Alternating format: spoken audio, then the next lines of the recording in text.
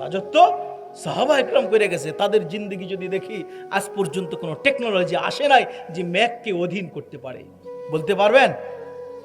কোনো টেকনোলজি, কোনো বিজ্ঞান, কোনো শিক্ষা আজ পর্যন্ত আসে নাই মেঘকে অধীন করতে পারে।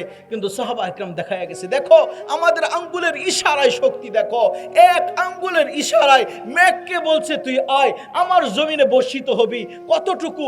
যতটুকু আমার জমিনে লাগবে, এর চাইতে বাহিরে এক ফোঁটা পড়তে পারবে না। জমিনে পানি পড়া শেষ, এখন বলতেছে যা তুই চলে যা। পারছে আজ পর্যন্ত কেউ মেঘকে অধীন করতে পারছে? কোনো বিজ্ঞান এখনো পারে নাই। কিন্তু সাহাবা একরাম দেখায় দিছে, দেখো আমাদের আঙ্গুলের ইশারায় এইরকম শক্তি। রাজত্ব তো আমরা করছি, যদি মেঘকে পর্যন্ত আদেশ দিছে, আমার আদেশ শুনতে মেঘ পর্যন্ত বাধ্য হয়েছে। রাজত্ব তো তারা করে গেছে। তাদের হাতের মধ্যে এইরকম শক্তি ছিল, মুখের এইরকম শক্তি ছিল। যখন সাহাবা একরাম যখন ইউরোপে যাইতেছে, যখন সমুদ্র পার হবে, সমুদ্র পার হয়ে যাবে, ওই পাশে দেশ আছে, সেখানে রাজত্ব করতে যাবে, সেখানে যুদ্ধ করতে যাবে। ওই জায়গার যে ছিল, নেতা ছিল, সে তো বলতেছিল যে সাহাবা একরাম আসবে, আসার তো পথ একটাই, নৌকা, নৌকা ছাড়া তো আর আসতে পারবে না। ওরা যদি আসে আমাদের সাথে যুদ্ধ করবে, তো আমরা পদক্ষেপ কি নিব? ওনার যত সচিব ছিল তারা পরামর্শ দিছে যে আসার রাস্তাই তো হলো নৌকা, নৌকা উঠে ফেলেন, জ্বালায় দেন, তাহলেই তো আর আসতে পারবে না। সব জ্বালায় দিছে, এমনভাবে জ্বালাইছে নিজেও পালানোর মতো একটা নৌকা রাখে নেই। মান হাফারা বিরাল্লি আখিহি ফাকাদ ওয়াকা ফিহি। যারা অন্যের জন্য কুয়া করে, ওই কুয়ায় তারাই পড়ে, ঠিক না? কি বলেন? বাস্তবতা দেখতেছেন? যে আন্তর্জাতিক ট্রাইব্যুনাল বানায় গেছিল কেউ, আজকে ওই আন্তর্জাতিক ট্রাইব্যুনালে তাদেরই ফাঁসির আদেশ হইতেছে। যে অন্যের জন্য কুয়া করবে, সে ওই কুয়াই পড়বে। এটা রাসূলের হাদিস, মান হাফারা বিরাল্লি আখিহি ফাকাদ ওয়াকা ফিহি। রুস্তম পর্যন্ত পালানোর কোনো নৌকা রাখে নাই, বলতেছে আসতেই তো পারবে না, পালানোর তো প্রয়োজন নাই, আমরা তো রাজত্বই হারাবো না, আমরা তো গদি হারাবো না, আমরা তো বাংলাদেশের রাজত্বই হারাবো না, তো ট্রাইব্যুনাল থাকলে সমস্যা কি? যাদের জন্য ট্রাইব্যুনাল বানাইছিল, এখন নিজের গলায় সেই ফাঁসির রশি পড়তে হইতেছে। কি বলেন? আর একজনের জন্য যেটা বানায় রাখছিলাম, ওইটা এখন নিজের জন্য। এই জন্য বলতেছি, শত্রু আমরা না, শত্রু নিজের ঘরেই আছে। আমরা শত্রু না। ওই আল্লাহ আমাদের এখনো আছে, যে আল্লাহ নমরুদকে একটা ন্যাংরা মশা দিয়ে মারছে, ল্যাংরা মশা। এমন অবস্থায় লাঞ্ছিত করছে। নমরুদের মশা ঢোকার আগে 400 বছর, মশা ঢোকার পরে 400 বছর, 800 বছরের রাজত্ব। যেদিন থেকে মশা ঢুকছে নাকের ভিতর দিয়ে, যখন মাথায় মশা ঢুকছে, এর আগে ছিল 400 বছর। ওই 400 বছর যারাই গেছে নমরুদের সামনে, ওই নমরুদের সামনে যাইতে দেরি, সেজদা করতে দেরি হয় নাই। যারাই গেছে মাথা নোয়াইছে। মশা ঢোকার পরে যারাই গেছে তারাই জুতার বাড়ি দিছে। যখন 400 বছর জুতার বাড়ি কেন দিছে? যে যতক্ষণ জুতা দিয়া বাইরাই ততক্ষণ মশা চুপ থাকে, ভালো লাগে। এই জন্য জুতার বাড়ি, যেই আসে দেখা করতে, আগে সেজদা করতে, এখন জুতার বাড়ি দেয়। যখন কেউ আসে না, একজনকে বসায় রাখছে, যে বৈশা বৈশা আমার মাথায় জুতা দিয়ে বাইরেতে থাকবি। তো কতক্ষণ আর বাড়াই? বিরক্ত এসে গেছে। কত বছর আর বাড়াবে? যখন 400 বছর পাল্লা যখন সমান সমান হয়েছে, ওই একদিন বসে বসে ভাবতেছে কতদিন আর বাইরামো, না বাজবে, না থাকবে বাঁশ, না বাজবে বাঁশি। একবারই নমরুদের কিচ্ছা খতম। ওই আল্লাহ এখনো আছে। আমাদের দিকে আসার দরকার নাই। যে আল্লাহ নমরুদকে একটা মশা দিয়া মারতে পারে, ওই আল্লাহ তুরিতে তোমারও রাজত্ব উল্টায় দিতে দেরি করে না। কি বলেন? বুঝাইতে চাইতেছি এতটুকু, যে এই রাজত্ব নিয়া আল্লাহ রাজত্ব দিছেন, আল্লাহ আমাদেরকে রাজত্ব করাইতেছেন। এই রাজত্ব নিয়া অহংকার করার কিছু নাই। যে যত অহংকার করছে সে তত মরছে, অন্যের জন্য কুয়া করছে, নিজেই কুয়ায় পড়ছে। আল্লাহ রসুল দেখায় গেছেন, সাহাবা একরাম দেখায় গেছে, দেখো তোমরা তো কি রাজত্ব করতেছো, আসল রাজত্ব তো আমরা করছি, আল্লাহ আমাদেরকে ওই রাজত্ব দিছেন। আমর ইবনুল আস রাদিয়াল্লাহু তাআলা আনহু, উনি তো মিশরের গভর্নর ছিলেন, প্রাদেশিক গভর্নর ছিলেন। আমর ইবনুল আস রাদিয়াল্লাহু তাআলা আনহু, উনাকে যখন গভর্নর করে পাঠানো হয়েছে, ওই সময় নীল নদের পানি শুকিয়ে যাইতেছিল। তো সবাই আসছে আমর ইবনুল আস রাদিয়াল্লাহু তাআলা আনহু কাছে যে আমাদের নীল নদ শুকায় যাইতেছে, নীল নদের পানি দিয়ে আমাদের কৃষি বিপ্লব হয়, আমরা নীল নদ যদি শুকায় যায় তা আমরা কৃষি কাজ কিভাবে করব? আমর ইবনুল আস রাদিয়াল্লাহু তাআলা জিজ্ঞেস করছে, এর আগে কিভাবে তোমরা নীল নদ থেকে পানি পাইতা?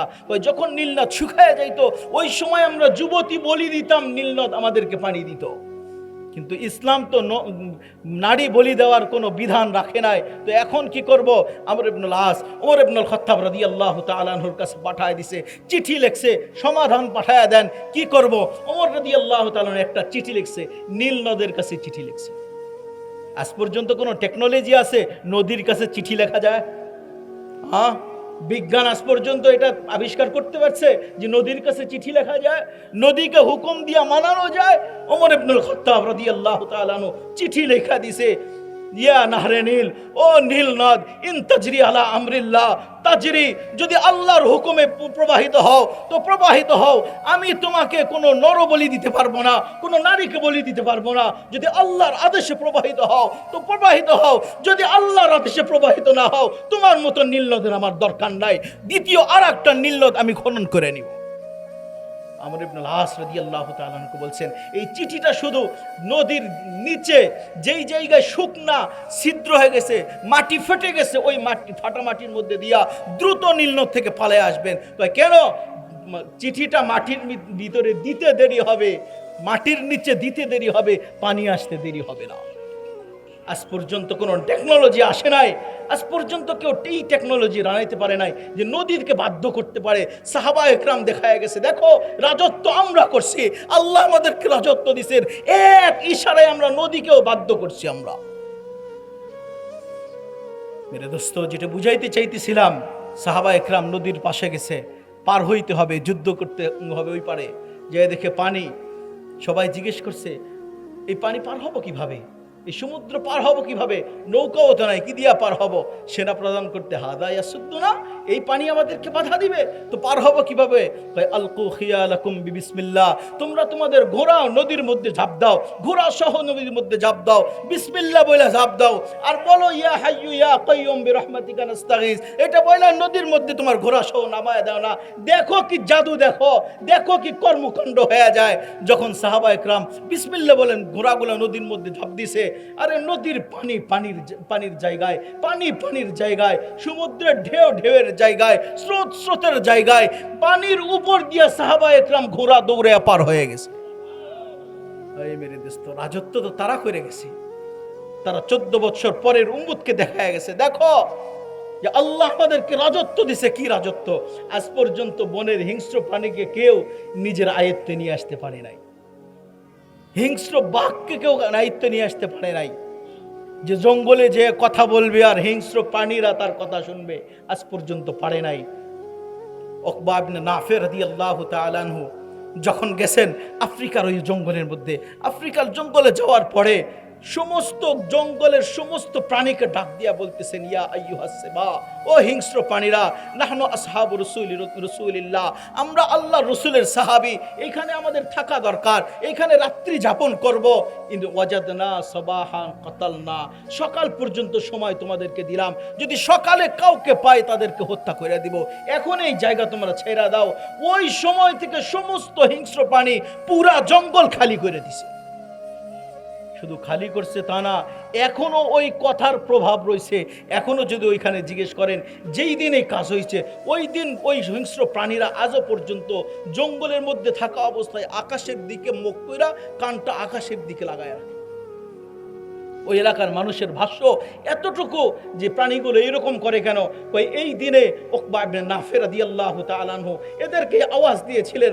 আমার মনে হয় এই 1400 বছর পরেও এই প্রাণীগুলো উকবা ইবনে নাফি রাদিয়াল্লাহু তাআলা আনহুর ওই আওয়াজ এখনো তাদের কানে প্রতিধ্বনিত হইতেছে। আজ পর্যন্ত কোনো টেকনোলজি আসে নাই তাদেরকে বাধ্য করতে। সাহাবা একরাম দেখায় গেছে। দেখো আমরা তাদেরকেও বাধ্য করতে পারছি। রাজত্ব তো করছি আমরা। তোমরা কতটুকু রাজত্ব করছো? দুনিয়া কতটুকু করছো? তোমরা রাজত্ব করতেছো শুধুমাত্র কাগজ দিয়া রাজত্ব করছো, ঠিক না? কি বলেন? কাগজ দিয়া না? বাংলাদেশে 1000 টাকার নোট কিসের তৈরি? কাগজ না, নাকি স্বর্ণের তৈরি? কাগজের তৈরি। 1000 টাকার নোটও কাগজের তৈরি। কুয়েতের দেনারও কাগজের তৈরি। সৌদির রিয়ালও কাগজের তৈরি। ইউরোপের ডলারও কাগজের তৈরি। সাহাবা একরাম দেখায় গেছে। দেখো তোমরা রাজত্ব করতেছো কাগজ দিয়া, কাগজ দিয়া। আমরা যদি চাইতাম স্বর্ণ চাঁদি দিয়া রাজত্ব করে যাইতাম। রাজত্ব আল্লাহ আমাদেরকে দিছিলেন। এখন তো আমরা আসছি ইন্টারনেটের যুগ। এখন তো আমাদের এখন যেটা আসতেছে মিডিয়ার যুগ, ইন্টারনেটের যুগ। আবার এখন আরেকটু অ্যাডভান্স হয়েছে এআই এর যুগ, ঠিক না? কি বলেন? আমার মতো যারা বুড়া তারা কম বুঝবে, যুবকরা বেশি বুঝবে। এআই এর যুগ চলতেছে, আর্টিফিশিয়াল ইন্টেলিজেন্স, এআই এর যুগ চলতেছে। এটা কৃত্রিম বুদ্ধিমত্তা, এমন একটা কৃত্রিম বুদ্ধিমত্তা। আপনার ছবি শুধু যতই ঢাকা দেন ও তো এআই দিয়ে আপনাকে ল্যাংটা করে ছাড়বে। কি বলেন? না পারবে না? এই জন্য আমি তো বলি, বিশেষ করে মা বোনদেরকে বলি, খবরদার বলেও নিজের ছবি ফেসবুকে আপলোড করেন না, বলেও করেন না। আপনার বোরকা সহ থাকবে, ল্যাংটা করে ছেড়ে দিবে। এমন একটা যুগে আসতেছি। শুধু তাই না, এমন একটা কৃত্রিম বুদ্ধিমত্তা। আমি এইখানে বসে আছি, এআই এমন একটা কৃত্রিম বুদ্ধিমত্তা, এখান থেকে আরো 1000 মাইল দূর থেকেও যদি টার্গেট করে, একদম টার্গেট মতো আমাকে এখানে বসায় মেরে ফেলবে। এমন একটা যুগ চলতেছে। ইরানের যারা পারমাণবিক বিজ্ঞানী ছিল তাদের মারছে কি দিয়া? তাদের কি দিয়া মারছে? এই তো কয়েকদিন আগে ইরানের সাথে ইসরায়েল যুদ্ধ হয়েছে না? কি দিয়া মারছে? এআই দিয়ে মারছে। নিজে ঘরে বৈশা মারছে ওদেরকে। এখন তো এআই এর যুগ চলতেছে, আরো অ্যাডভান্স। তারপরেও সাহাবা একরাম বলে, দেখো কত পরে আসছো, আইফোন বানাইছো কত পরে। আর আমরা ওই সময় আইফোন বানায় দেখায় দিছি। ওমর ইবনুল খাত্তাব রাদিয়াল্লাহু তাআলা আনহু মসজিদে নববীতে খুতবা দিতেছিলেন। কোথায়? বন্দরে আব্বাস, ইরানে 3000 মাইল দূরে। ওইখানে ওমর ইবনুল খাত্তাব রাদিয়াল্লাহু তাআলা আনহু নিজে মসজিদে নববীতে খুতবা দিতেছেন আর বলতেছেন, ইয়া সারিয়াতাল জাবাল, ও সারিয়া পাহাড়ের দিকে তাকাও, এই দিকে পাহাড়ের ওই পাশে শত্রু আছে, ওই দিকে তাকাও। যখন সারিয়া ফিরে আসছে, জিজ্ঞেস করছে, ওমর ইবনুল খাত্তাবের কথা তোমরা শুনছো? ওই খোদার কসম 3000 মাইল ওপার থেকে আমরা ওমর ইবনুল খাত্তাবের কথা শুনছি। 1400 বছর আগে ওমর ইবনুল খাত্তাব দেখা যাইতেছে। দেখো রাজত্ব আমাদের। দেখো তোমাদের মোবাইলে কথা বলতে নেট ছাড়া কথা বলতে পারো না, ব্যালেন্স ছাড়া কথা বলতে পারো না, কোনো চার্জ ছাড়া কথা বলতে পারো না। আমরা 1400 বছর আগে রাজত্ব আমরা করছি, কোনো নেট ছাড়া, কোনো ব্যালেন্স ছাড়া, কোনো তার ছাড়া, কোনো কিছু ছাড়া। আমি সারিয়াকে 3000 মাইল দূরে আমার আওয়াজ শুনে দিছি। রাজত্ব তারা করছে, আমরা রাজত্ব করতে পারিনি। এই জন্য আল্লাহ তাআলা বলেন, আমি রাজত্ব দুনিয়াতে মানুষদেরকেও দিয়েছি। ওই কথা থেকে আমি বাহির হয়ে গেছি। ফেরেশতারা বলছে, কথা মনে রাখছেন আপনারা? ফেরেশতারা বলছিল যে আমাদেরকে আখেরাত দেন, তাদেরকে দুনিয়া দেন। আল্লাহ বলেন, আমি মানুষদেরকে দুনিয়ার রাজত্বও দিলাম, মানুষদেরকে আখেরাতে জান্নাতের মালিক বানাইলাম। দুনিয়ার রাজত্ব দেখাইলাম, জান্নাতে হায় হায় এমন এক জান্নাত বানায় রাখছে। জান্নাতের কতটুকু আমি বর্ণনা দিব আপনাদেরকে। আল্লাহর রাসূল বলেন, তুরাবুহা মিস, আরে জান্নাতের মাটি তো মিশকা আম্বরে। আমরা বিল্ডিং বানাই, ইট বা পাথরের ইট গাঁথি, কিন্তু আল্লাহ জান্নাত বানায় রাখছে লাবিনাতুম মিন যাহাব লাবিনাতুম মিন ফিদ্দা। এক ইট স্বর্ণের আর এক ইট রূপার বানায় রাখছে। ওই জায়গায় দুনিয়াতে সব কাঠের গাছ, জান্নাতে কোনো কাঠের গাছ থাকবে না, সমস্ত গাছ হবে স্বর্ণ আর চাঁদির। দুনিয়াতে বানায় রাখছি কাঠের ফার্নিচার, জান্নাতে কোনো কাঠের ফার্নিচার হবে না, সমস্ত ফার্নিচার হবে স্বর্ণ আর চাঁদির ফার্নিচার। ওই জায়গায় এখন তো পাগল হয়ে যায়, যুবকরা তো এখন পাগল হয়ে যায় দুনিয়ায়। তোমার জন্য কি বানায় রাখছে আল্লাহ। দুনিয়াতে যুবক যদি একটা বাইক পায়, ভাই আমি তো বলি যে এক সময় ছিল, দুনিয়াতেই ছিল এক সময় অ্যানালগ ঘোড়া চলতো, এক সময় ওই সময় ঘোড়া চলতো, এখনো ঘোড়া চলে। আগের ঘোড়ায় ঘাস খাইতো, এখনের ঘোড়ায় পেট্রোল খায়। কি বলেন? আগের ঘোড়ায় ঘাস খাইতো, এখনের ঘোড়ায় পেট্রোল খায়। যুবক যদি একটা বাইক পায়, আমি মাঝে মাঝে বলি, যুবক 4টা জিনিস পাইলেও মনে করে 7 উপমহাদেশের রাজাও। 4টা জিনিস যদি পায়, 4টা জিনিস শুনবেন। একটা হলো যদি একটা অ্যান্ড্রয়েড ফোন পায়, একটা হলো যদি অ্যান্ড্রয়েড একটা ফোন থাকে। দ্বিতীয় নাম্বার, ওর যদি একটা ঘোড়া থাকে, যদি একটা বাইক থাকে। এই যুবক যখন রাস্তায় চলে, বাইকে যদি ওঠে, ও রাস্তাকে রাস্তা মনে করে না, ও তো রোড ফাটায়া চলে। না দেখেন নাই? আপনাদের এলাকার যুবকরা মনে হয় খুব ভালো, ঠিক না? এরকম যুবক দেখেন নাই মনে হয়?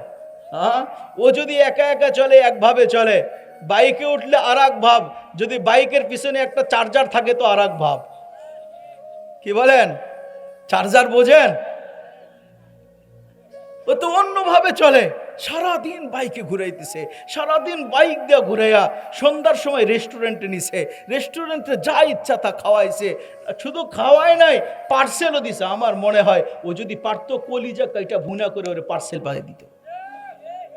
তারপরে যখন বাইক দিয়ে বাসায় নামায় গেছে, একটা মেসেজ সেন্ড করছে আর বলে দিছে, আই হেট টু, আজকে থেকে ব্রেকআপ। কি বলে? যুবকরা ঘুমিয়ে গেছো? হ্যাঁ না, হয় না এরকম? হায় হায়, জান্নাতে তোমার জন্য বানায় রাখছে। কার জন্য তুমি পাগল হইছো?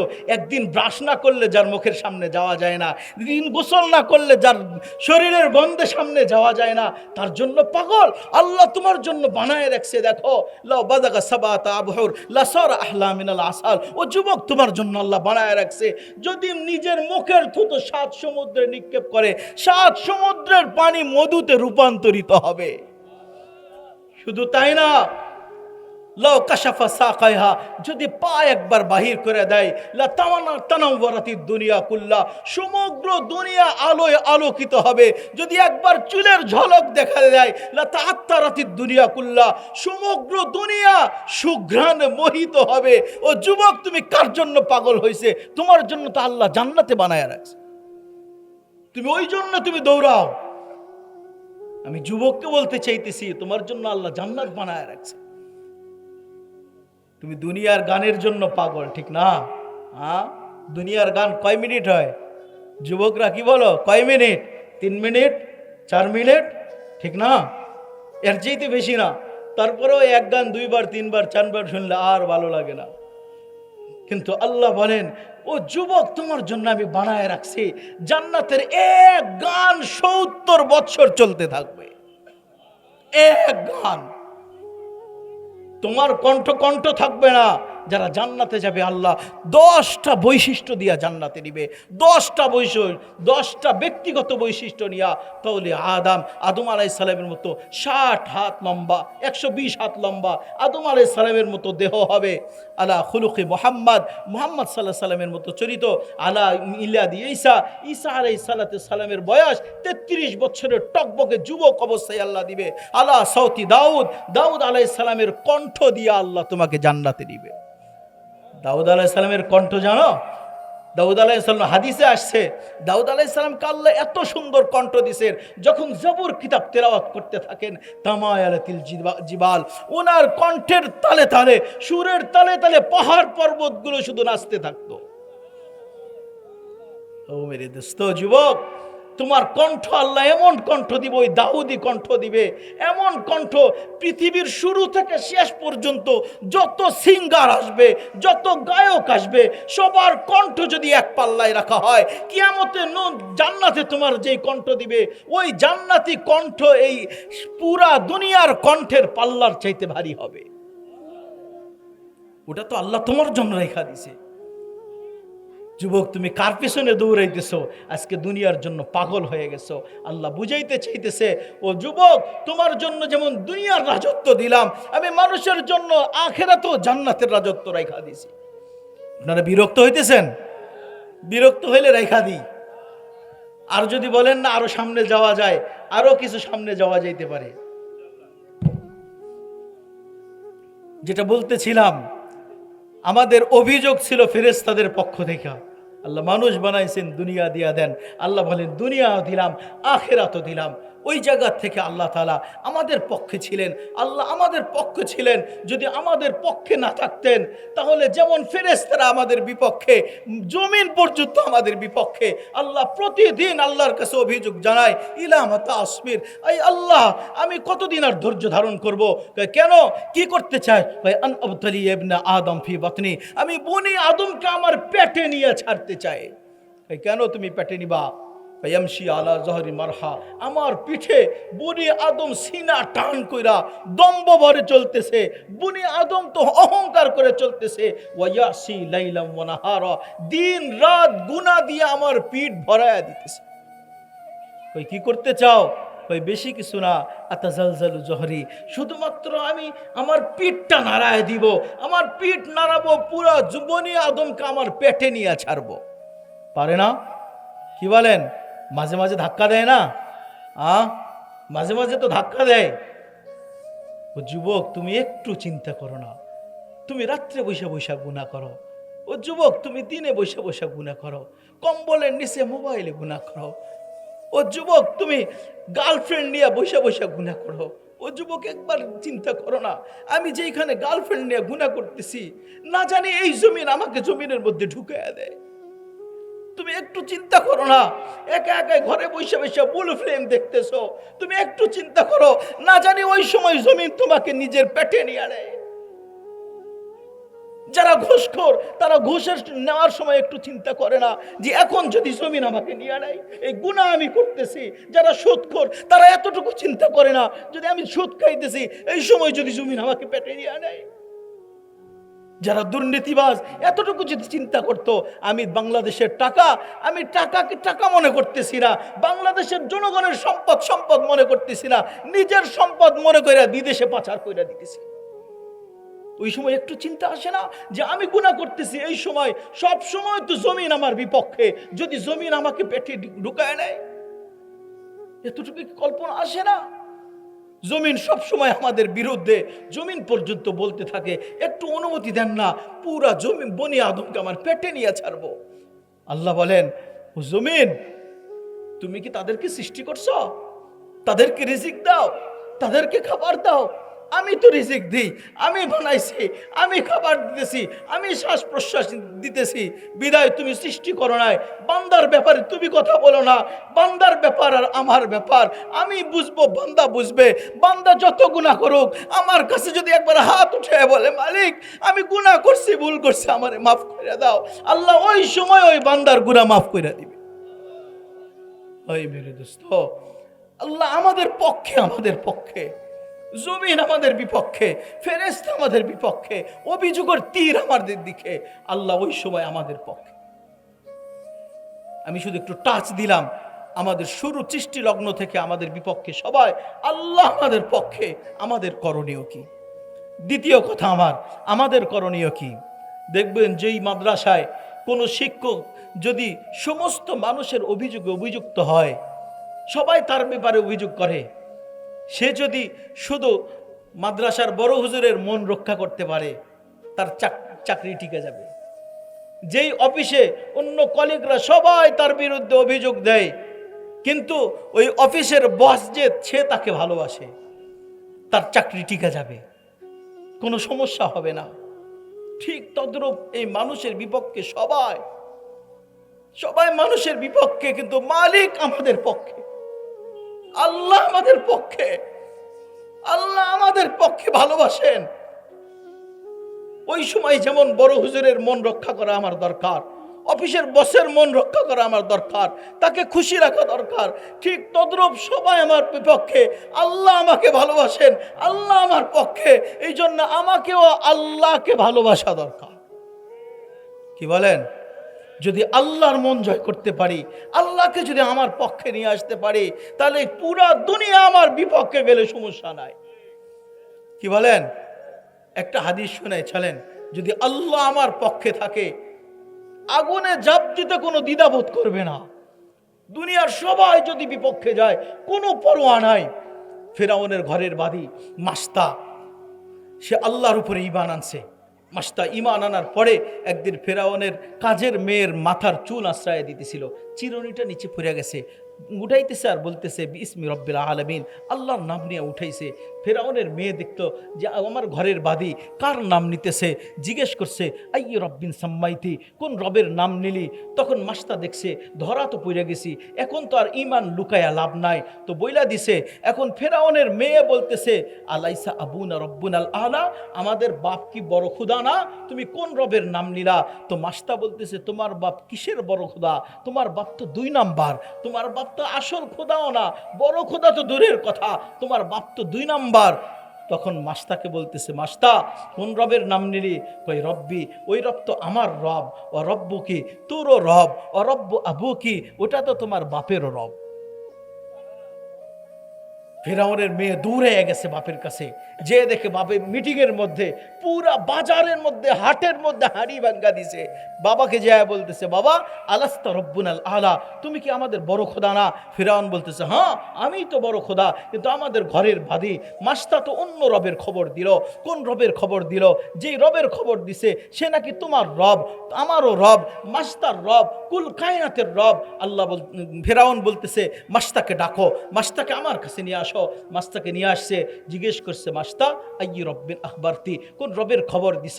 তো মাস্তা দেখছে এখন আর ঈমান লুকায়া লাভ নাই, মাস্তার ভিতরে তো ঈমানের বারুদ চলতেছিল, বারুদে যখন মেসের কাঠি টাচ লাগে ওটা তো বোম বাস্ট হয়ে যায়, ঠিক মাস্তার ভিতরে যে ঈমানের বাতি চলতেছিল, বারুদ জ্বলতেছিল। যখন জিজ্ঞেস করছে কোন রবের নাম নিছি, কোন রবের খবর দিছস? তো মাস্তা বলতেছে কোন রবের খবর দিছি এটা বলি তুমি জানো না? তুমিও তো জানো, তুমিও মাঝে মাঝে আটকায়া গেলে ওই রবের কাছে গভীর রাত্রে হাত উঠাইয়া চাও, আর এখন আমার কাছে বলতেছো কোন রবের খবর দিছি? ওই রবের পরিচয় নিতে চাইতেছো?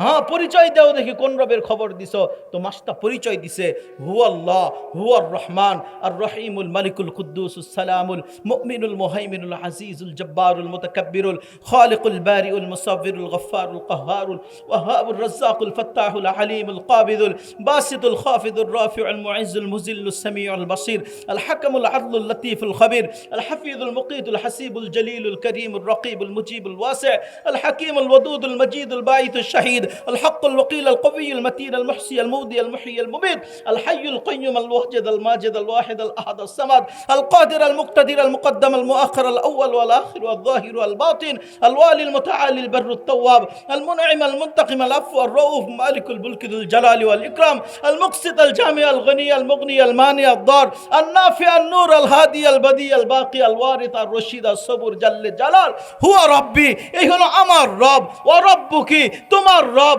ও রব কুল কায়নাতের রব এক আল্লাহ। যখন আল্লাহর পরিচয় দিছে মাস্তাকে বলতেছিল মাস্তা পরিণাম কিন্তু ভয়াবহ হবে। মাস্তাও বলছে ফক্তিমা আনতা কদ, যেমন ইচ্ছে তেমন বিচার করতে পারো, পুলিশ প্রশাসন তোমার হাতে, বিচার বিভাগ তোমার হাতে, যেমন ইচ্ছা তেমন তুমি বিচার করতে পারো, কিছুই বলবো না। মাস্তাকে বলতেছে মাস্তা এখনো সময় আছে, আমার উপরে ঈমান আনো, রবের ঈমান বাদ দাও, যদি আমার উপরে ঈমান আনো তাহলে তুমিও বেঁচে যাবা, সন্তানরাও বেঁচে যাবে। মাস্তার 3টা সন্তান ছিল। যখন মাস্তা বলছে না ওই রবের ঈমান আনা যায়, রব থেকে ঈমান ছিনায় নেওয়া যায় না, ওই রবের ঈমান আনা যায়, কয় আমি কিন্তু বেজার হব, কয় তোমার মতো হাজার ফেরাউন নারাজ হয়ে গেলে কিচ্ছু যায় আসে না। ফেরাউন বলতেছে পরিণাম কিন্তু ভয়াবহ হবে। কি পরিণাম ভয়াবহ? করো তোমার ইচ্ছা মতো। ফেরাউন বলতেছে দেখছি আনো, চুলা জ্বালাও, ওইখানে দেখছি উঠাই দিছে, তেল গরম করতেছে, টকবক করতেছে। মাস্তা এখনো সময় আছে, যদি তুমি আমার উপর ঈমান আনো তুমি বাঁচবা, তোমার সন্তানরা বাঁচবে। ওই আমার প্রয়োজন নাই। প্রথম কলিজার টুকরা সন্তান, দুধের একটা সন্তান ছিল, তাকে যখন ছিনায় দিয়া উত্তপ্ত গরম তেলে যখন ছাড়ছে, ও মেরে দোস্ত আমি কি দিয়ে আমাকে বোঝাবো? যখন ছোট্ট বাচ্চাকে যখন তেলের মধ্যে ছাড়ছে, ছাড়তে দেরি, রক্ত মাংস আলাদা হইতে দেরি হয় নাই, রুহু উঠতেছে আর ধরতেছে, উম্মে উম্মে লা তাখাফি ওয়ালা তাহজানি, ও আমার মা তুমি চিন্তা করো না, আমাদের বিচ্ছেদে পরিশানি হইও না, ফিরাউনকে তুমি ভয় পেও না, ইন্নাকি আলাল হক, তুমি তো হকের উপরে আছো, সানাজমাউ ইনশাআল্লাহ ফিল জান্নাহ, সময়ের ব্যবধান, অল্প সময়ের পরে তোমার সাথে আমার জান্নাতে সাক্ষাৎ হবে। ও মেরে দোস্ত খোদার কসম, যদি ওই রকম পরীক্ষার সামনে আমি পড়তাম, ঈমান রাখতে পারতাম না। ওই অবস্থায় যদি আমার সামনে আসতো, ঈমান রাখতে পারতাম না। খোদার কসম এইটাই হইতো। যুবক, শুধু এলাকার মানুষ কি বলবে, একজন যুবতী কি বলবে, এই ভয়ে, এই কথার ভয়ে সে নিজের দাড়ি পর্যন্ত রাখতে পারে না। শুধু সমাজের মানুষ কি বলবে, এই জন্য সে মসজিদ পর্যন্ত যাইতে পারে না। আর এত বড় পরীক্ষার সামনে, আমার সামনে এত বড় পরীক্ষার, আমি ঈমান রাখতে পারবো? এটা সম্ভব না। ও যুবক, আমি তোমার পায়ে হাত রাখা বলি, মানুষ কি বলতেছে ওইটা দেখার দরকার নাই। তোমার সম্পর্ক তো হবে বাউলার সাথে, তোমার সম্পর্ক হবে মালিকের সাথে। যে মালিক আমার পক্ষে, ওই মালিককে তুমি খুশি করতে থাকো। মালিককে যদি খুশি করতে পারো, পুরা দুনিয়া তোমার পায়ের নিচে আসবে। মাস্টার যখন প্রথম সন্তান চলে গেছে, দ্বিতীয় সন্তানকে যখন দিছে, তৃতীয় সন্তানকে দিবে, দ্বিতীয় সন্তানে একই কথা বলতেছে, মা তুমি হকের উপর আসো, সানাজমা ইনশাআল্লাহ ফিল জান্নাহ, সময়ের ব্যবধান, তোমার সাথে আমার জান্নাতে সাক্ষাৎ হবে। তৃতীয় সন্তানকে যখন দিবে, তখন বলতেছে, মাস্তা উপরে তাকায়া ছিল, আকাশের দিকে তাকায়া ছিল। ফিরআউন বলতেছে, মাস্তা আমার উপরে ঈমান আনবি? চোখে পানি কেন? ওই অসম্ভব, তোমার উপরে ঈমান আনবো না। তুমি যদি এখন আমার উপরে ঈমান আনো, তুমিও বেঁচে যাবা, তোমার লাস্ট সন্তান বেঁচে যাবে। না, তোমার উপরে ঈমান আনবো না। তা আনবা না তো তোমার চোখে পানি কেন? আমি তো মনে করছি সন্তান হারার ব্যথায় তুমি ব্যথিত হইছো, এখন ঈমান আনবা, মনটা নরম হইছে, আমার উপরে ঈমান আনবা। কয় না, তোমার উপরে ঈমান আনবো না। তো কাঁদো কেন? কয় আমি আল্লাহকে বলতেছি, আল্লাহ মালিক, এরকম হাজারো যদি ফেরাউন নারাজ হয়ে যায়, আমার বিপক্ষে চলে যায়, ও মালিক তুমি আমার উপরে নারাজ হয়েও না। আমি মালিককে বলতেছি। যে যখন মাস্তাকে যখন তেলের মধ্যে ছাড়ার সময় আসছে, মাস্তাকে বলছে, মাস্তা শেষ কোনো ফরিয়াদ? ওই একটা ফরিয়াদ যদি রাখো। ওই কি ফরিয়াদ, কি শেষ আরজি? ওই একটা আরজি, আমার হাড্ডি আর আমার সন্তানদের হাড্ডি এক কবরে দিয়ে দাফন করে দিবা। দিবা? ওই হ্যাঁ দিব। তাদের সন্তান এবং মাস্টার এক হাড্ডিগুলো এক কবরে দিয়া দাফন করে দিছে। আল্লাহর রাসূল যখন মেরাজে যাইতেছিল, ওই কবরের পাশ দিয়ে যাইতেছিল, ওই কবরের পাশে আল্লাহর রাসূল দাঁড়াইতে বাধ্য হইছে। আল্লাহ রাসূল জিজ্ঞেস করছে, জিবরাইল, ইয়া রাসূলুল্লাহ দাঁড়াইলেন কেন? কই, জিবরাইল এখান থেকে আমি জান্নাতের সুঘ্রাণ পাইতেছি। জিবরাইল এখান থেকে জান্নাতের সুঘ্রাণ কোত্থেকে আসতেছে? ইয়া রাসূলুল্লাহ সামনে দেখেন একটা কবর, ওই কবর থেকে আসতেছে। এটা কার কবর? এটা ফেরাউনের ঘরের বাদী মাস্টার কবর। পুরা ঘটনা বইলা দিছে। ওই এই মাস্টার কবর থেকে জান্নাতের ঘ্রাণ বাইর হইতেছে। কতদিন হবে? ওই ইলা ইয়াউমুল কিয়ামা, কিয়ামত পর্যন্ত তার কবর থেকে জান্নাতের সুঘ্রাণ বাইর হবে। মেরে দোস্ত, এটাই আমি বুঝাইতে চাইতেছি। সম্পর্ক যদি মালিকের সাথে থাকে, মালিক যদি রাজি হয়ে যায়, পুরা দুনিয়া বিপক্ষে গেলে কোনো পরোয়া নাই। যখন মাস্তাকে পুরানোর পরে, মাস্তাকে তেলে ছাড়ার পরে ঘরে যাইতেছে, বুক ফুলে যাইতেছে ফেরাউন। যাওয়ার পরে আসিয়াকে বলতেছে, আসিয়া আমার ঘরের বাদী মাস্তাকে আজকে দুনিয়া থেকে বিদায় করছি। আসিয়া বলতেছে, ওটা কইতে হবে না, আমি দেখছি। কই, তুমি দেখলা কিভাবে? হ্যাঁ আমি দেখছি, যখন আপনি মাস্তাকে তেলে ঢালছেন, মাস্তার রু যখন বাহির হইতেছে, আল্লাহর ফেরেশতারা প্রতিযোগিতা করতেছে, মাস্তার রু কে আগে জান্নাতে নিয়ে যাবে, ফেরেশতারা পর্যন্ত প্রতিযোগিতা করতেছিল। আমি সচক্ষে সেই দৃশ্য দেখতেছিলাম। ফেরাউন বলতেছে, আসিয়া কোন আল্লাহর নাম নিলি তুই? এখন আর লুকায় রাখতে চাই না, যেই পথে মাস্তা গেছে ওই পথে আমিও যাব। আমি সচক্ষে দেখছি মাস্টার রূপ ফেরেশতারা জান্নাতে নিয়ে যাইতেছে, ওই আল্লাহর উপরে আমিও ঈমান আনছি। ঘরের বিবি যদি না মানে, দুনিয়ার আর কে মানবে? কিন্তু ফেরাউন তো কোনো অ্যাকশন নিতে পারে নাই। এই জন্য ফেরাউনের যে সবচেয়ে বড় ডান হাত কারুনের কাছে গেছে, যে একটা বুদ্ধি দাও, একটা ট্যাবলেট দাও, আমার ঘরের মানুষ তো আমাকে মানে না, একটা চিকিৎসা দাও না, একটা চিকিৎসা আমারে দিয়া দাও, কিভাবে মানাবো? নিজের ঘরেরটাই যদি না মানে, তো দুনিয়ারটা মানবে কিভাবে? তখন কারণ শিখায়া দিছে, হামান শিখায়া দিছে যে জান, যে আপনার স্ত্রীকে একদম উলঙ্গ অবস্থায় বালুর উপরে সূর্যের তাপের মধ্যে শোয়ায় রাখেন। এমনভাবে সূর্যের তাপে রাখবেন, পাথর পর্যন্ত চাপা দিয়া রাখবেন, যদি না হয় এরপরে আমার কাছে আসবেন। মেরে দোস্ত, আমি তো বলি নেতা যত বড় খারাপ হয়, চামচারা এর চেয়ে বড় খারাপ হয়, ঠিক না? আপনি বাজারগুলোতে চলতে পারবেন না, এদের দাপটে থাকতে পারবেন না। নেতা যত বড় খারাপ হয়, চামচারা এর চেয়ে বড় খারাপ হয়। তো হামানরা বলে দিছে, হামান বলে দিছে আগে পাথর চাপা দেন, তারপরে বলতেছে আতাতরুকিনাল ঈমান, ঈমান ছাড়বি? ফেরাউন বারবার আসিয়াকে বলতেছিল, আসিয়া বলতেছে না ঈমান ছাড়বো না। এরপরে আবার হামানের কাছে গেছে, কি ট্যাবলেট দিলে কাজ হয় নাই, আরেকটা দাও। তো পদ্ধতি আরেকটা বলছে, যান আসিয়ার 4 হাত পায়ের মধ্যে আপনি পেরাক পাইরা দেন। পেরাক মানে তো মেরে দোস্ত শুধু শোনেন না, দিল দিয়া বোঝার চেষ্টা করেন। আপনি আপনার হাতে লোহা মারেন না, দেখেন কি অবস্থা। এই জন্য কোরআনে আল্লাহ বলতেছেন অফিরাউন আদিল আওতাদ, পেরাক মারার যে ফেরাউন, এই পেরাকওয়ালা ফেরাউন, এই ফেরাউন আসিয়ার হাত পায়ে পেরাক মারছে। তারপরেও জিজ্ঞেস করতেছিল আতাতরুকিনাল ঈমান, ঈমান ছাড়বি বেঁচে যাবি? না, আমি ঈমান ছাড়বো না, ওই মালিককে আমি বিশ্বাস করি। তৃতীয়বার আবার গেছে যে এই ওষুধেও কাজ হয় নাই, আরো কিছু দাও। এখন শেষ ঔষধ, যান নিয়ে যান। কি? এইবারে আসিয়ার পুরা শরীর থেকে ব্লেড দিয়া চামড়া খুলে ফেলেন,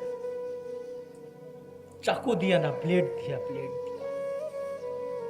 কল্পনা করতে পারেন ব্লেড দিয়া কাটলে কি পরিমাণ কষ্ট হবে? যখন চামড়াটা ছিলতেছিল, আসিয়ার মুখ দিয়ে কথা বাহির হইতেছে না, চামড়া ছিলছে, উত্তপ্ত বালুর উপরে শোয়ায় রাখছে। তারপরেও যখন জিজ্ঞেস করছে যে কেন আমার উপরে ঈমান আনবি, কয় না ঈমান আনবো না। তারপরেও আসিয়ার মুখে হাসি, এত কষ্টের মধ্যে হাসি। ফেরাউন জিজ্ঞেস করছে এত কষ্টের মধ্যে হাসো কেন? কয় আমি বললে তো আপনি বিশ্বাস করবেন না। কয় কি বলতে চাও? কয় আমি আল্লাহর কাছে 2টা দোয়া করছি, 2টা দোয়াই আল্লাহ কবুল করছেন। কি দোয়া করছো? রব্বি বিনিলি ইনদাকা বাইতান ফিল জান্নাহ ওয়া নাজ্জিনি মিন ফিরআউনা ওয়া আমালিহি ওয়া নাজ্জিনি মিনাল কওমিজ যালিমিন। আমি আল্লাহর কাছে দোয়া করছি, মালিক এই ফেরাউনের অত্যাচার থেকে আমাকে নাজাত দেন। আল্লাহ আমাকে এই দোয়াও কবুল করছে। দ্বিতীয় দোয়া করছে, আল্লাহ এই কষ্ট যে আমি করছি, আপনার উপরে ঈমান আনছি, জান্নাতে একটা বালাখানা বানায়া দেন। আল্লাহ এইটাও দোয়া কবুল করছে। একটু আগে আল্লাহ আমাকে জান্নাতের মধ্যে আমার বালাখানা দেখায়া দিছে। আমি ওই বালাখানা দেখতেছিলাম আর আমি হাসতেছিলাম। কথা শুনতে দেরি, ফেরাউন বড় একটা পাথর দিয়া আসিয়ার বুকে যখন মারছে, জীবন বাহির হয়ে গেছে। আম্মা জান জিজ্ঞেস করতেছিল, সাহাবা একরাম জিজ্ঞেস করছে, ইয়া রাসূলুল্লাহ, যখন ফেরাউন যখন আসিয়ার উপরে পাথর মারছে, আসিয়ার কি কষ্ট হয় নাই? আল্লাহর রাসূল বলছেন কষ্ট হবে কি? ফেরাউনের পাথর আসিয়ার উপরে পড়ার আগেই ফেরেশতা তার রূহ নিয়ে জান্নাতে পৌঁছে গেছে।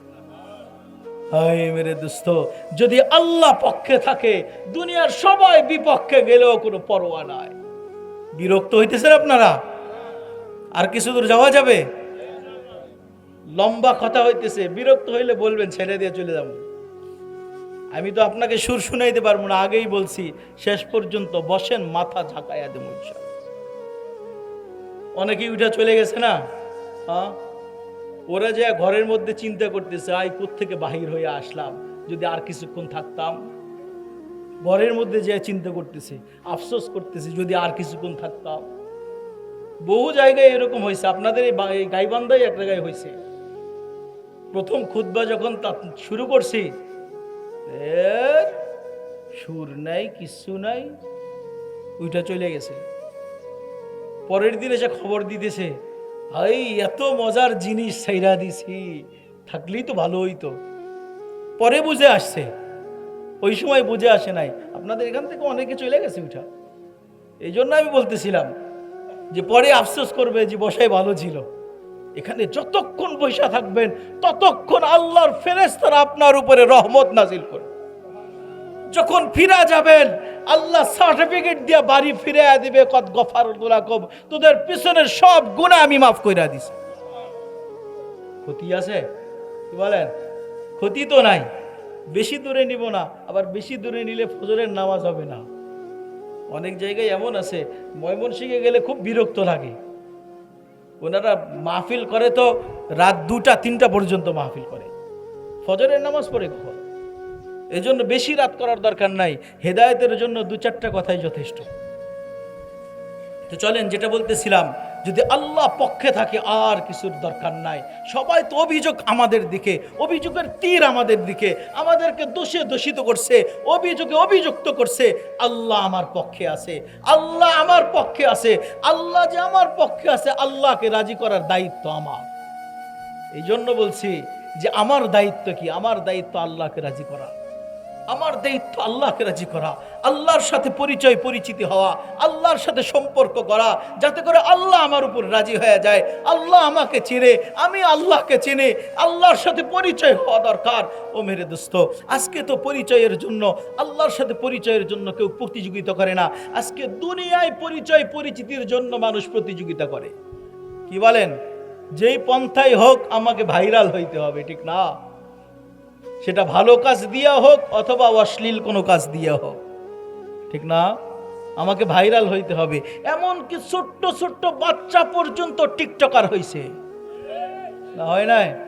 ওই এখনো মুখের কথাই ভালো ফুটে নাই, ও টিকটকার হইছে। ভাইরাল হইতে হবে, পরিচয় পরিচিতি লাগবে। কিন্তু আল্লাহর সাথে পরিচয় পরিচিতি কেউ চিন্তা করে না। আল্লাহর সাথে কিভাবে পরিচয় হবে, আল্লাহ কিভাবে আমাকে চিনবে, আমি কিভাবে আল্লাহকে চিনব।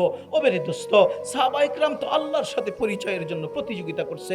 শুধু পুরুষ না, নারী পর্যন্ত। এক নারী সাহাবিয়া 4 সন্তানকে সামনে ডাকছে, আগামীকালকে যুদ্ধের ময়দানে যাবা। কই কি করব? 4 সন্তান, যুবক সন্তান, একজনও জীবন নিয়ে ফিরতে পারবা না, 4 জন শহীদ হয়ে যাবা। কলিজার টুকরা সন্তানরা বলতেছেন, মা আমরাই 4 কলিজার টুকরা সন্তান, 4 জন যুবক সন্তান আপনাদেরকে শহীদ হইতে বলতেছেন কেন? তো মা চিৎকার দিয়ে বলতেছেন, বাজান প্রতিযোগিতা চলতেছে, প্রতিযোগিতা, পরিচয় পরিচিতির প্রতিযোগিতা চলতেছে, আল্লাহর সাথে পরিচয় পরিচিতির প্রতিযোগিতা চলতেছে। প্রতিযোগিতায় জিততে চাই, হারতে চাই না। কিয়ামতের দিন এক মা বলবে আমি 1 শহীদের মা হয়ে আসছি, আর এক মা বলবে আমি 2 শহীদের মা হয়ে আসছি, আর একজন বলবে আমি 3 শহীদের মা হয়ে আসছি। আমি উঠবো আর বলবো আমি 4টা শহীদের মা হয়ে আসছি। হায় মেরে দোস্ত, তারা তো প্রতিযোগিতা করছে আল্লাহর সাথে পরিচয় পরিচিতির। ওইটাই ছিল তাদের ক্যাশ কার্ড, ওইটাই ছিল তাদের ক্রেডিট কার্ড, ওইটাই ওই পরিচয় পরিচিতির ওই কার্ড কিয়ামতের দিন ভাঙাবে। ও মেরে দোস্ত, আমাদেরও তো একটা ক্যাশ কার্ড রাখার দরকার, আমাদেরও তো একটা পরিচয় পরিচিতি রাখা দরকার। আল্লাহর সাথে পরিচয় পরিচিতি, রসুলের সাথে পরিচয় পরিচিতি।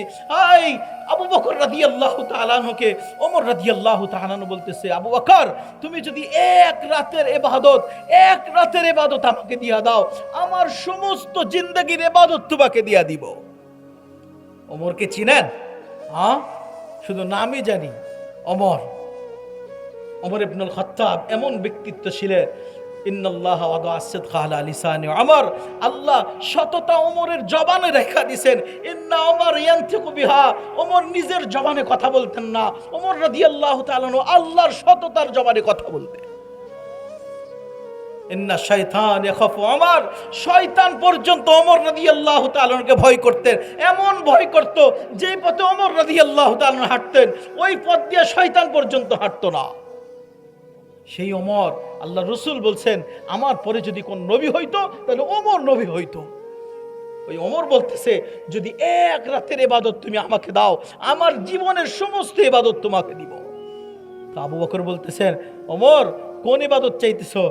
আবু বকর, যেদিন আল্লাহর রসুলকে নিয়া, যেদিন মদিনায় হিজরত করে যাইতেছিলা, গুহার মধ্যে যখন রসুলকে নিয়েছিলা, তুমি আশঙ্কা করতেছিলা না জানি কাফেরের হাতে ধরা পড়ে গেছে, কাফেররা নিচের দিকে তাকালেই ধরা পড়ে যাব, ওই সময় তুমি আশঙ্কিত ছিলা। ওই সময় আল্লাহর রসুল একটা কথা বলছে, লা তাহজান ইন্নাল্লাহ মাআনা, ও আমার সাথী চিন্তার কারণ নাই। মনে করছো আমরা দুইজন? না না না, আল্লাহ আমাদের সাথে আছে। ও আবু বকর, যেই সাক্ষী রাসূল তোমার ব্যাপারে দিছে, আল্লাহ তোমাদের সাথে ছিল, ওই সাক্ষীটা আমার ব্যাপারে দিয়া দাও, আমি আমার জিন্দেগীর সমস্ত আমল তোমাকে দিয়া দিব। আবু বকর বলতেছিলেন, ওমর একটাই তো ক্যাশ কার্ড, একটাই তো ক্রেডিট কার্ড, ওইটাই আমি কিয়ামতের দিন ভাঙাবো, ওইটাই আল্লাহর কাছে নিয়ে যাব, আল্লাহর সামনে ওইটাই বলবো, মালিক আমার তো কোনো আমল নাই, আমার তো কোনো ইবাদত নাই, আমার তো কোনো ভালো আমল নাই, একটা আমল নিয়ে আসছি, আপনার হাবিব আমার ব্যাপারে সাক্ষী দিছে আপনি নাকি আমার সাথে আছেন, ওই এক সাক্ষীতে আমাকে মাফ করে দেন। মেরে দোস্ত, আবু বকর বলতেছিল একটাই তো ক্রেডিট কার্ড, একটাই তো ক্যাশ কার্ড, কিয়ামতে ভাঙাবো। ও মেরে দোস্ত, আমাদেরও উচিত একটা ক্রেডিট কার্ড রাখা, একটা সম্পর্ক রাখা, আল্লাহর সাথে সম্পর্ক, রসুলের সাথে সম্পর্ক, যে এক ক্রেডিট কার্ড দিয়ে কিয়ামতে নাজাত পাওয়া যাবে। ওই পরিচয় পরিচিতির দরকার ছিল, ওই আল্লাহর সাথে পরিচয়ের দরকার ছিল। ওই মাই শুধু না, অন্য আর এক নারী কলিজার ছোট্ট সন্তান আল্লাহ রসুলের কাছে নিয়ে গেছে। ইয়া রাসূলুল্লাহ, যুদ্ধের ময়দানে আমার কলিজার টুকরা সন্তানকে নিয়ে যাবেন। কয় মা, এত ছোট সন্তানকে আমি কিভাবে যুদ্ধের ময়দানে নিয়ে যাব, আর যুদ্ধের ময়দানে এই ছোট্ট বাচ্চা কি কাজে আসবে?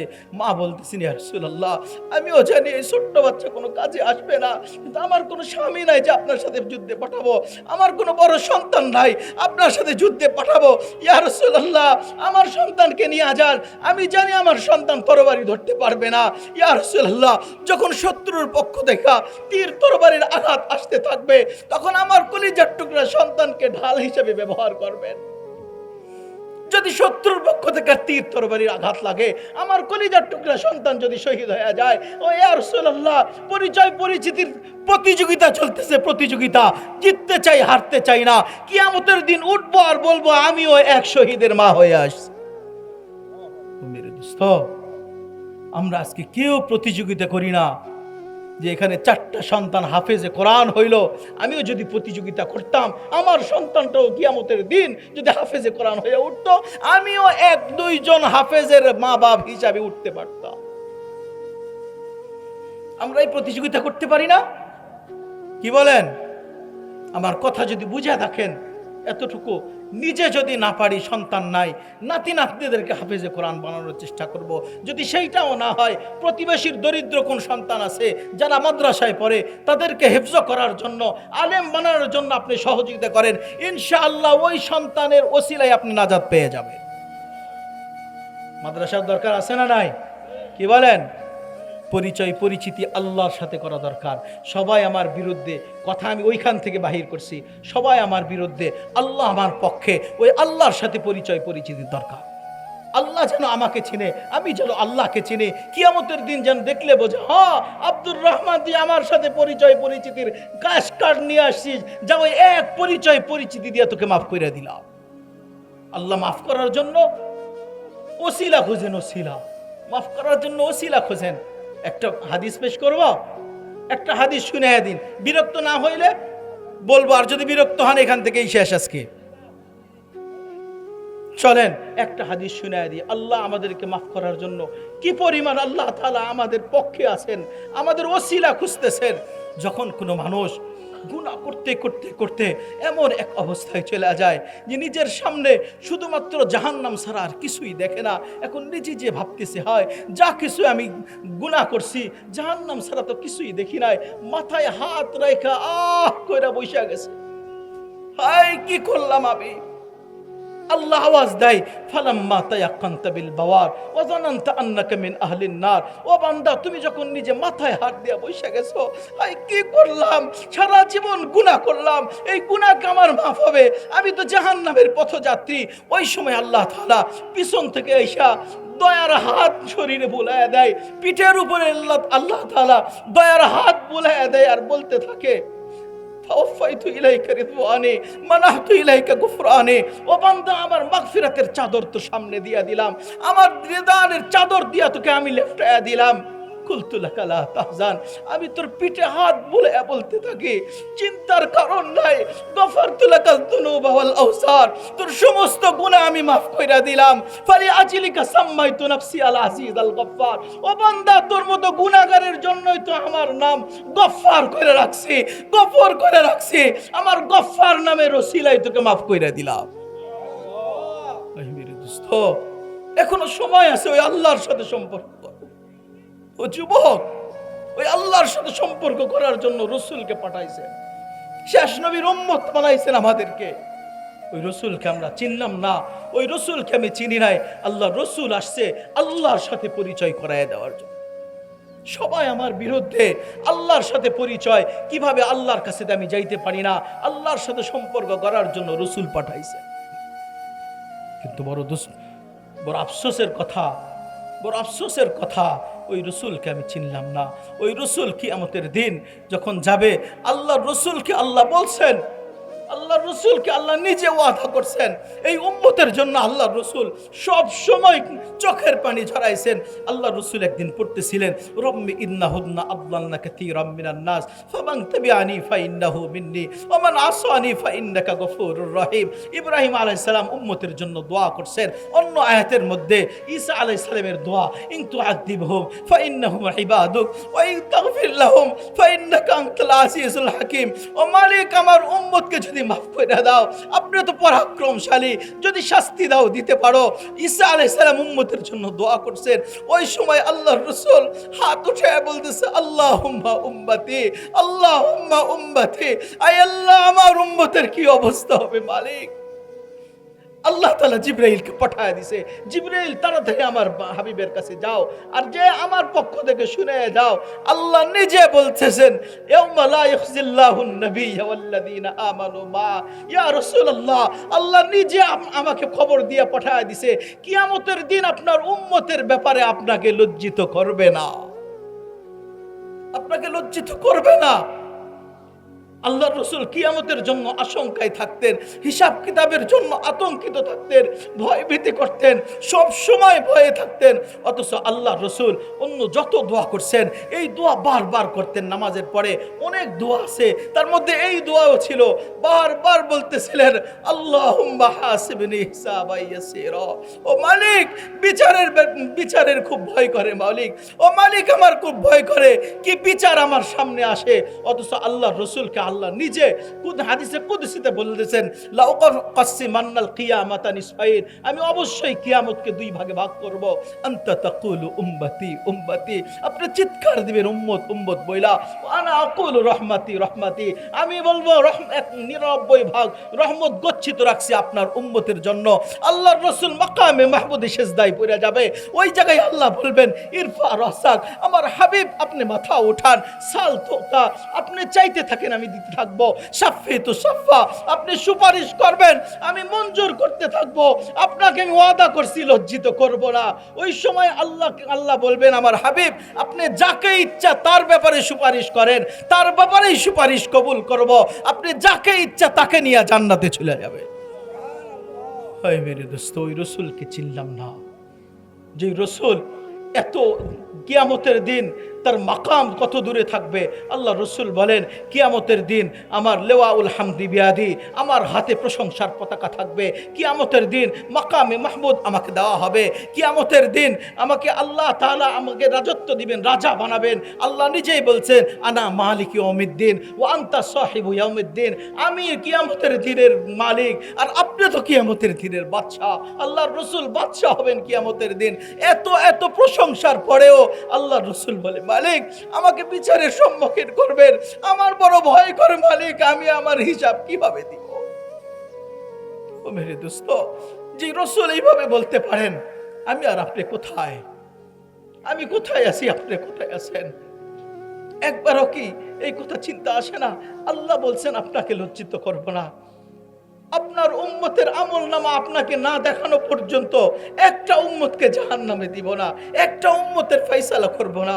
ও মেরে দোস্ত, ও গায়বান্দার মুসলমান, ও গায়বান্দার যুবক, যখন আমার আমলনামা রাসূলের হাতে পড়বে, আমার আমলনামা রাসূল পৃষ্ঠার পর পৃষ্ঠা যখন খুলবে, ওই জায়গায় দেখবে সারা দিন গুনাহ আর গুনাহ, প্রত্যেকটা পৃষ্ঠা গুনাহ দিয়ে ভরা। ও যুবক, আল্লাহর রাসূল কেমন যেন যখন সূরা নিসার আয়াত আব্দুল্লাহ ইবনে মাসউদ আল্লাহর রাসূলের সামনে পড়তেছিলেন, ফাকাইফা জিনা বিকা আলা হাউলাই শাহিদা, ইয়া রাসূলুল্লাহ, যখন আল্লাহ আপনাকে সাক্ষী হিসাবে পেশ করবেন, ওই সময় কি হবে? যখন আমার আপনার আমলনামা যখন রাসূল পৃষ্ঠার পর পৃষ্ঠা উল্টাবে, পৃষ্ঠার পর পৃষ্ঠা যখন দেখবেন গুনাহ দিয়া ভরা, আল্লাহর রাসূল বলবেন, ও আমার উম্মত, আমার কি তায়েফে দান্দান মুবারকের কথা তোমার স্মরণ ছিল না? আমার পেটে কি আমি 14 দিন পাথর বাইধা ছিলাম, সেই কথা কি তোমার স্মরণ ছিল না? আমার ঘরে চুলা জ্বলে নাই 14 দিন, সেই কথা কি তোমার স্মরণ ছিল না? আমি তো তায়েফে পর্যন্ত রক্তাক্ত হয়েছি, সেই কথা কি তোমার স্মরণ ছিল না? ও আমার উম্মত, এইভাবে আমাকে লজ্জিত না করলেও তো পারতি, এইভাবে কেন আমাকে লজ্জিত করলে? ও যুবক, কি দিয়া বললে তোমার হৃদয়কে আমি ফাটতে পারবো? কোন ভাষা দিয়া বুঝাইলে তোমার হৃদয়কে আমি ভাঙতে পারবো? আমার ভাষা জানা নাই, আমার ভাষা জানা নাই। শুধু এতটুকু বলবো, আজকে যদি ওই রসুলের পদাঙ্ক অনুসরণ করে না যাইতে পারি, আল্লাহ যদি বিপক্ষে চলে যায়, সবাই তো আমার বিপক্ষে। আর রসুলও যদি বিপক্ষে চলে যায়, আল্লাহ বিপক্ষে যাবে। যদি আল্লাহ বিপক্ষে চলে যায়, আর নাজাদের কোনো পথ থাকবে না, নাজাদের কোনো পথ থাকবে না। আল্লাহ রসুল ওই জায়গায় কাঁদবেন, দুনিয়াতে কাঁদছেন। আর একটা হাদিস বলে শেষ করে দিব, শুধু এতটুকু হাদিস, যে হাদিসটা আমি খুতবার তেলাওয়াত করছি। আল্লাহ রসুল বলেন যে আমি আমার উম্মতের জন্য দুনিয়াতেই শুধু কাঁদবো না, কিয়ামতের দিনে আমি পেরেশানি থাকবো। বুখারীর রিওয়ায়াত, আল্লাহ রসুল বলেন ইন্না লিকুল্লি নাবিয়্যিন দাওয়াতান মুস্তাজাবা। প্রত্যেকটা নবীকে আল্লাহ স্পেশাল একটা দোয়া দিছিলেন। স্পেশাল দোয়া করতে দেরি, কবুল হইতে দেরি হয় না। একটা দোয়া প্রত্যেকটা নবীকে দিয়েছেন, ইয়াদউনা বিহা ফিদ দুনিয়া। সবাই ওই দোয়াটা জমিনেই, পৃথিবীতেই ব্যবহার করছে, সবাই দোয়াটা ব্যবহার করছেন। ইখতাবাতু দাওয়াতি শাফাআতাল লিউম্মতি ইয়াউমাল কিয়ামা। আমি আমার ওই দোয়াটা এখনো গচ্ছিত রাখছি। ওই দোয়া আমি দুনিয়াতে ব্যবহার করি নাই, ওই দোয়া আমি দুনিয়াতে ব্যবহার করি নাই। আমি জানি আমার উম্মতের দুনিয়ার জীবন কেটে যাবে, কষ্টে থাক সুখে থাক, দুনিয়ার জীবন তো চলবে। যে রেল স্টেশনে আছে তারও রাত কাটতেছে, যে গাছতলায় আছে তারও রাত কাটতেছে, যে 10 তলায় আছে তারও রাত কাটতেছে, যে ফোমের গদিতে ঘুমাইতেছে তারও রাত কাটতেছে। সবারই দুনিয়া কাটবে, কিন্তু আখিরাত কাটবে না।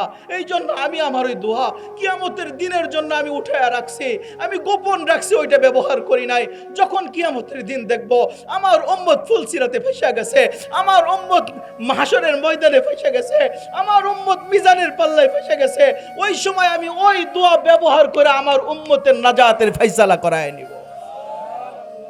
এই মেরে দোস্ত, ওই রসুলের পদাঙ্ক অনুসরণ করবেন না তো কার অনুসরণ করবেন? ওই রসুলকে মানবেন না তো কার অনুসরণ, কাকে মানবেন? ওই আমার তো উচিত ছিল, যুবক বৃদ্ধ নারী পুরুষ সবার উচিত ছিল, এমনকি গাইবান্ধার সমস্ত মানুষের এই উচিত ছিল, যার কর্ণকুহরে আমার এই আওয়াজ যাইতেছে, সবাই আজকে তওবা করে এখান থেকে ওঠা দরকার যে আজকের পর আর কোনোদিন আল্লাহর রসুলের সুন্নতের বাহিরে একটা কাজও করব না। পারবো না ইনশাআল্লাহ। তার কাছে আজকে তওবা করব, আজকের পর আর কোনোদিন রসুলের বিরুদ্ধে কোনো কাজ করব না, আল্লাহর বিরুদ্ধে কোনো কাজ করব না। সবাই আমার বিরুদ্ধে, আল্লাহকে রাজি খুশি করে দুনিয়া থেকে বিদায় নিব। পারবো না ইনশাআল্লাহ। এখন আমার দরকার একটা কাজ, বয়ান আমি শেষ করে দিয়েছি, শুধু একটা কাজ। সেটা কি? আমাকে রসুলের সাথে আল্লাহর সাথে সম্পর্ক করতে হবে। এই সম্পর্ক কিভাবে করবে এটা শিখা লাগবে। কি বলেন? শিখা লাগবে না লাগবে না? শিখতে হবে। এই শিখবো কোথায়? যারা এ ব্যাপারে পারদর্শী, যারা এ ব্যাপারে জানেন, তাদের কাছে যে আমাকে শিখতে হবে। তো আল্লাহর সাথে মহাব্বত, রসুলের সাথে মহাব্বত, এটা শেখার 1 নম্বর শ্রেষ্ঠ মার্কাজ হইল মাদ্রাসা। কি বলেন? ভুল বললাম আমি? শ্রেষ্ঠ জায়গা হলো মাদ্রাসা। ওই মাদ্রাসায় আপনাকে যাইতে হবে, ওলামা একরামদের সাথে সম্পর্ক করতে হবে। কারণ আল্লাহর রসুল তো আর আসবেন না, রসুলের পরে আর কোনো নবীও নাই, রসুলের পরে আর কোনো নবী আসবেনও না। আল্লাহর রসুল নবুয়তের দরজায় তালা মেরে গেছেন, আর আসবে না। যারা রসুলের পরে নবুয়তি দাবি করবে, নিঃসন্দেহে তারা কাফের, ভণ্ড। কি বলেন? কাদিয়ানীরা কাফের তো এই জন্যই, কাদিয়ানীরা কাফের এই জন্যই রসুলকে শেষ নবী মানে না। রসুলের পরে আর কোনো নবী আসবেন না। আল্লাহ কোরআনেও বলছেন খাতামুন নবিয়্যিন, আল্লাহ রসুল হাদিসেও বলছেন আনা খাতামুন নবিয়্যিন লা নবিয়্যা বাদি, আমার পরে আর কোনো নবী আসবে না। বিধায় আমরা রসুলের পদাঙ্ক অনুসরণ করব। ক্রিয়া আল্লাহ রসুল বলেন আমি তো আসবো না, আমি ওলামা একরামদেরকে আমার প্রতিনিধি হিসেবে রেখে গেলাম। ওলামা একরামকে আল্লাহ রসুলের প্রতিনিধি, বিদায় তাদের কাছ থেকেই রসুলের মোহাব্বত শিখতে হবে, তাদের কাছ থেকেই রসুলের সম্পর্ক শিখতে হবে, আল্লাহর সম্পর্ক শিখতে হবে। এই আল্লাহর সম্পর্ক শেখার জন্যই এই মাদ্রাসাগুলো। আমি প্রথম কথা উঠাইছিলাম না যে এই মাদ্রাসা কেন, কি প্রয়োজন আমার এইটা, প্রথম কথায় আমি ফিরে আসছি। যদি বুঝে থাকেন আমার পুরা বয়ানটা, আমার কথার শেষ সারাংশ হইল আল্লাহ আমার যা কিছু সৃষ্টি করছেন সবাই আমার বিরুদ্ধে, আল্লাহ আমার পক্ষে। ওই আল্লাহর সন্তুষ্টি নিয়ে আমাকে যেতে হবে। ওই আল্লাহর সন্তুষ্টির মাখরাজ হলো মাদ্রাসা। এখন এই মাদ্রাসাকে টিকিয়ে রাখার দায়িত্ব কি আমাদের নাকি অন্য এলাকার মানুষের? কি বলেন? একটু আওয়াজ দেন। কাদের দায়িত্ব? আমাদেরই তো। কি দিয়া এই মাদ্রাসা টিকায় রাখবো?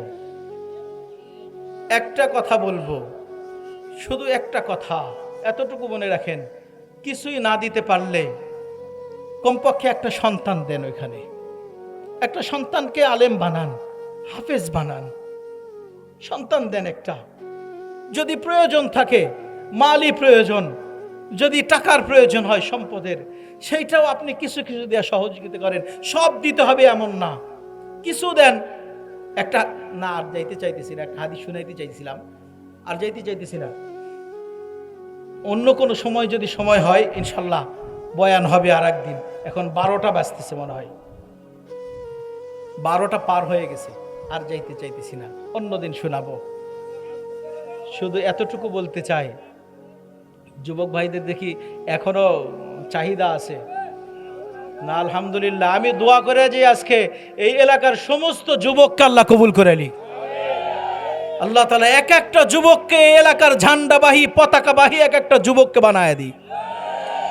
আমি যুবকদেরকে চাই আল্লাহর কাছে, আমি যুবকদেরকে চাই। আল্লাহর রাসূল যেমন যুবকদেরকে চেয়ে নিছে, ওমরকে আল্লাহর কাছ থেকে চেয়ে নিছে, যুবকদেরকে চেয়ে নিছে, আমি গাইবান্দার যুবকদেরকে আল্লাহর কাছ থেকে চেয়ে নিব। আমি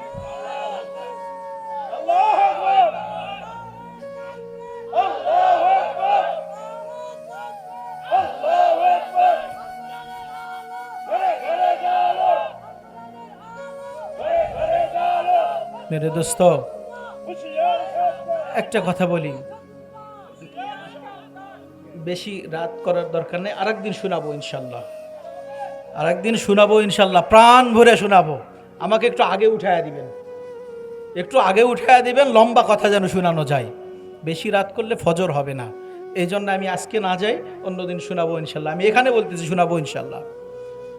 তো যেটা বলতেছিলাম যে এখানে আমার সব কিছু দিয়ে, প্রথমত আমার সন্তান, যদি ওইটা না থাকে, যদি মালি প্রয়োজন হয়, সেই মালি প্রয়োজন আমি মেটানোর চেষ্টা করব। এমনও হইতে পারে 1 টাকা দানের কারণে পিছনের সব গুনাহ মাফ হয়ে গেছে। ওসমান ইবনে আফফান রাদিয়াল্লাহু তাআলা আনহু, আল্লাহ রাসূলের কাছে বসা ওসমান ইবনে আফফান রাদিয়াল্লাহু তাআলা আনহু বলতেছেন, আল্লাহ রাসূল বলতেছেন, আল্লাহ কবুল করুক, ওসমান রাদিয়াল্লাহু তাআলা বলতেছে, ওসমান, মদিনায় তো মুহাজির আনসার কারো কাছে পানির ব্যবস্থা নাই, ইহুদির একটা কুয়া আছে, আমি ওখানে যাই মাঝে মাঝে চায়া খাইতাম। ওসমান রাদিয়াল্লাহু তাআলা রাসূলের কথার ধাঁচ বুঝছেন। ওসমান রাদিয়াল্লাহু তাআলা উঠে গেছেন, যাওয়ার পরে ইহুদির কাছে যায় বলতেছেন, কুয়া বেচবি? কয় না, কুয়া বেচবো না। ওসমান রাদিয়াল্লাহু জিজ্ঞেস করছে, কত হইলে কুয়া বেচবি? তো ইহুদি দেখছে এমন দাম চাবো ওসমান নিতে পারবে না, লাঠিও ভাঙবে, সাপও মরবে, লাঠিও ভাঙবে না, এমন দাম চাবো। ওসমানকে বলছে, ওসমান, যদি তুমি গাট্টি ভর্তি স্বর্ণচারি দিতে পারো, বস্তা ভর্তি স্বর্ণচারি দিতে পারো, তো আমার কুয়া বেচবো। কই বেচবি তো? কথা উল্টাবি না তো? কই না, আমি কথা উল্টাবো না, আমার মাথার তার ছিঁড়ে নাই, ছিঁড়লে আপনারটা ছিঁড়ছে। 1 কুয়া নিবেন বস্তা ভর্তি স্বর্ণচারি দিয়া, এটা আমি উল্টাবো না, উল্টায় আপনি উল্টাবেন। ওসমান বলেন, ডান। কয় বিক্রয় হয়ে গেছে, উল্টাইতে পারবি না। ঘরে গেছেন, বস্তা ভর্তি স্বর্ণচাঁদি নিয়ে আসছেন, ইহুদির মাথায় মেরে দিছে। রসুলের কাছে দৌড়ে গেছি, ইয়া রাসূলুল্লাহ, আমি তো কুয়া কিনা ফেলছি। ওই কুয়া কিনা ফেলছে মানে? হ্যাঁ, কুয়া কিনছি। এরপর ওই পুরাটাই মুসলমানদের জন্য হাদিয়া, মুসলমানদের জন্য হাদিয়া। আল্লাহ রসুল বলেন, ওসমান, কত দিয়া কিনছো? ইয়া রাসূলুল্লাহ, এটা বলা যাবে না। কই না, বলো না, আমি সন্দেহের জন্য বলতেছি না, বলো কত দিয়া কিনছো? ইয়া রাসূলুল্লাহ, হিসাব করি নাই, যা চাইছে গাট্টি ভরে চাইছে গাট্টি ভরে দিছি, বস্তা ভরে চাইছে বস্তা ভরে দিছি, হিসাব করি নাই। কই তোমার মাঝে আল্লাহর মাঝে পাল্টা পাল্টি চলতেছে, তুমিও গাট্টি ভরে দিছো, আল্লাহও তোমার জন্য গাট্টি ভরে পাঠায়া দিছে।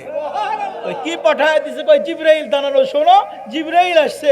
ওই কি পাঠায় দিছে?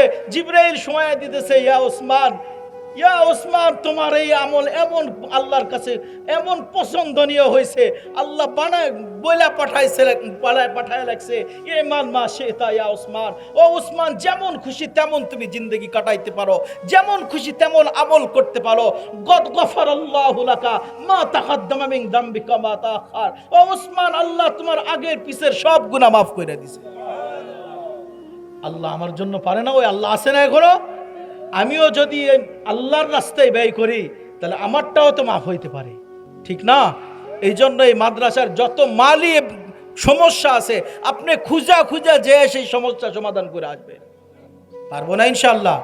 সর্বশেষ এই দুইটাও যদি না পারি, একটা কাজ করব, যখনই আল্লাহর কাছে হাত উঠাবো, আল্লাহর কাছে বলবো মালিক, চোখের দুই ফোঁটা পানি ফেলায় বলবো মালিক মাদ্রাসাটাকে কবুল করে নাও।